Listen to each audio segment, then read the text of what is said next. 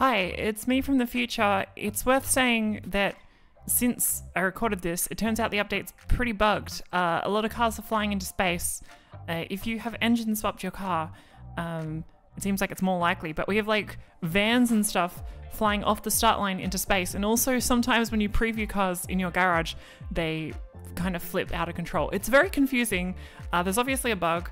Polyphony has said they're aware of it and they're working on a fix. I don't expect any further changes to the physics, but we'll have to see. But I need to let you know. Anyway, back to past me. Gran Turismo 7 update 1.49 launched today. There is a brand new track, there's a bunch of new cars, and they've completely redone the physics of the game. The suspension, the steering, the tyre wear, so many things are completely different. I did a bunch of laps yesterday before the update, and I've just done a couple of laps now after the update, and we're going to compare the two and see how different it actually is. Let's have a look.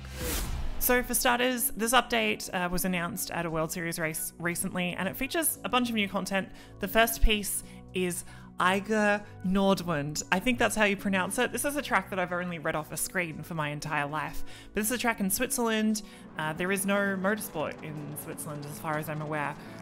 But we can pretend. The previous versions of the track in Gran Turismo 6 and stuff, I remember for having a big jump after the start-finish line. In this version of the track, it does not have it. There is a tiny jump, but it's not the same. Otherwise, the track is pretty similar. They have removed a big tunnel from like midway through the lap. The tunnel is now the pit lane on the left-hand side of the track. And it makes this track similar to Tokyo Expressway in that the pit lane is halfway around the lap. So that's kind of interesting. Honestly, this track is relatively nice to drive in single player, and I think it will be especially fun in slower cars, like think really slow cars like Fiat 500s and stuff.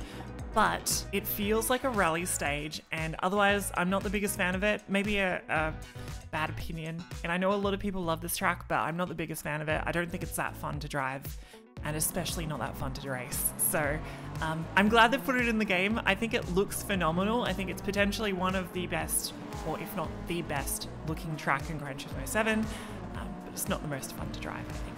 In terms of new cars, we have the BMW M3 from 97, we have the Ferrari 430 Scuderia, and the Gallardo, the Lamborghini Gallardo. These are like 07 and 08 cars. Lots of nostalgia for me for these. We've got a Roof RGT, we've got the Genesis X, the Vision GT, there's like the race version of that, and we have a Colin McRae Subaru Impreza from 1998, which is very cool, and I went directly to the Legend car dealership to buy that car. Also in this update, there are 5 new races in world circuits. If you're a fan of crashing into my AI in the game, bad news, I'm not in any of them, not even the Jimny race. On the topic of AI though, Sophie is being included at 2 new tracks, Lago Maggiore and Nürburgring, the 24-hour layout, so you can do the whole Nords with Sophie, which is very cool. So after those updates, let's get into the physics.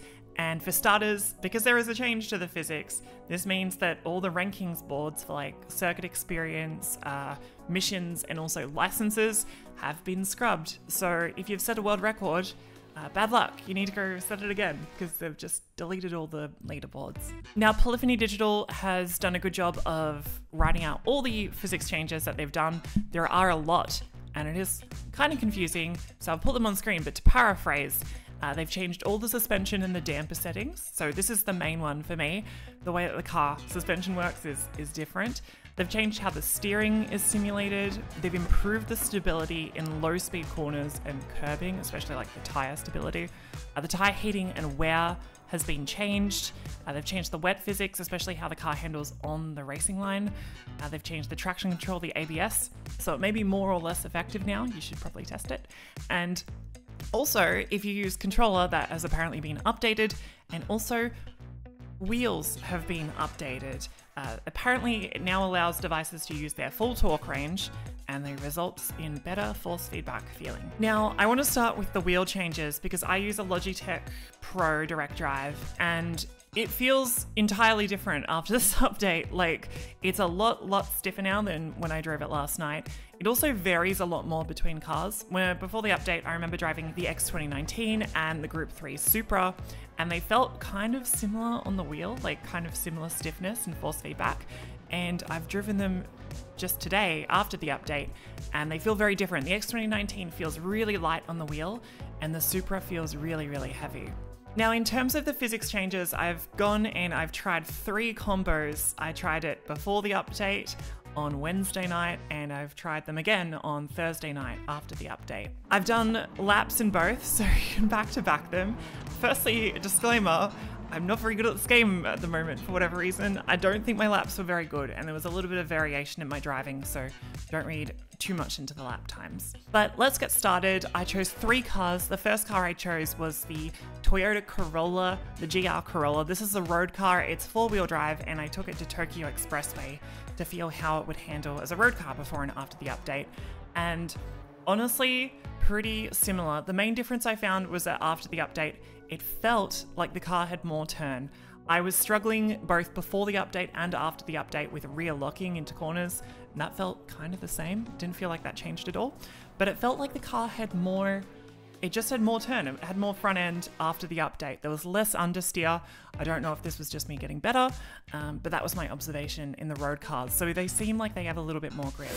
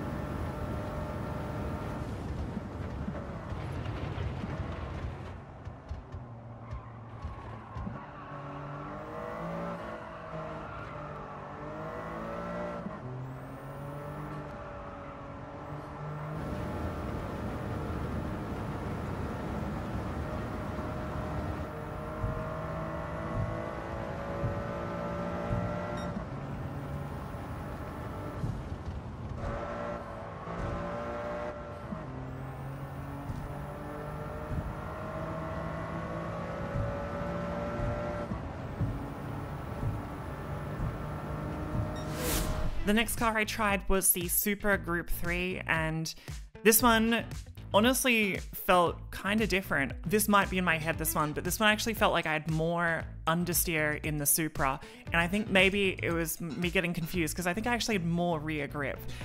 My lap wasn't great, but it feels like I had more difficulty getting the car into corners. Saying that though, it was way more stable on throttle. Like, I could quickly go to 100% throttle out of corners, and before the update I was really struggling to get the power down, especially out of the second corner. You're turning and applying the power at the same time, and the car just wants to break away with you, especially with the turbo. After the update, I wasn't having that issue as much. It felt like I could just apply the throttle and drive the car out. So, I don't know, it was a bit easier to drive, I feel.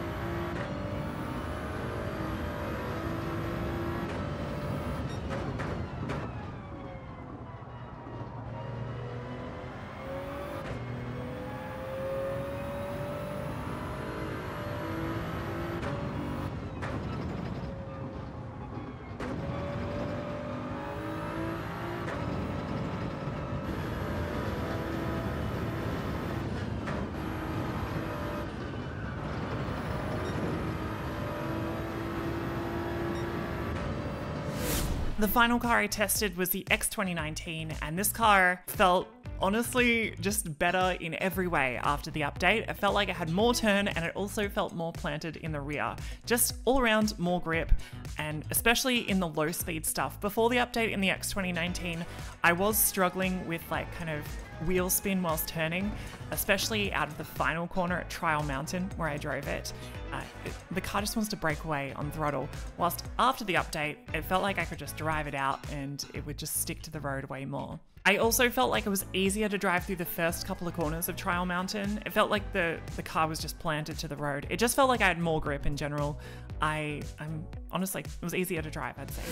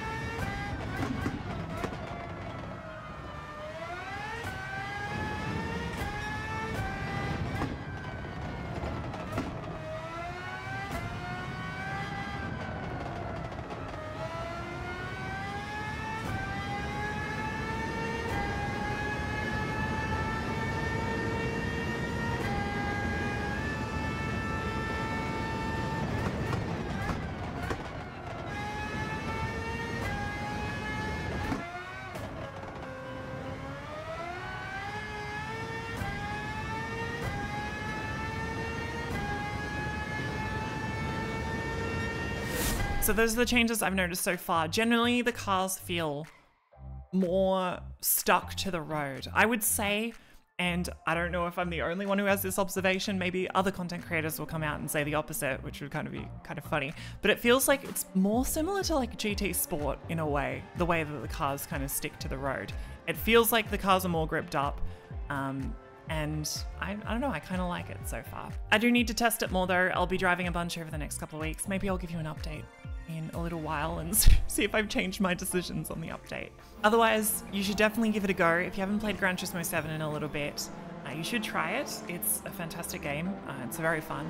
And there is a Suzuki Jimny in it, as I said, very cool car. For more Gran Turismo content, you can subscribe to Overtake. We do release videos every now and then on GT7. Otherwise, if you like the video, feel free to leave a like and let us know in the comments if you like this new update or if you've had the entire opposite experience from me. I can't wait to hear people being like, the cars feel worse, I have no grip, blah, blah, blah, blah, blah. If you have that experience, please let me know. Otherwise, I'll see you next time. Bye-bye.